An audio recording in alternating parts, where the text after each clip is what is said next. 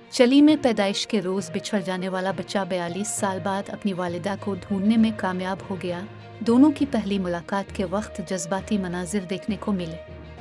गैर मुल्की खबर एजेंसी के मुताबिक 42 थाइडन ने बरसों की मेहनत के बाद अपनी हकीकी वालिदा को ढूंढा। थाइडन की पैदाइश दारुल हुकूमत सेंटियागो के एक अस्पताल में हुई थी। इसी रोज़ उन्हें 2 मुलाजमीन ने चराया और मां को बताया कि उनके यहाँ मुर्दा बच्चे की विलादत हुई थी। अस्पताल के ये मुलाजमीन एक रैकेट का हिस्सा थे जो नौमौलूद चराकर बे औलाद वालिदैन को फ़रोख्त किया करते थे। थाइडन गोद लेने वाले ख़ानदान के यहाँ पले बढ़े।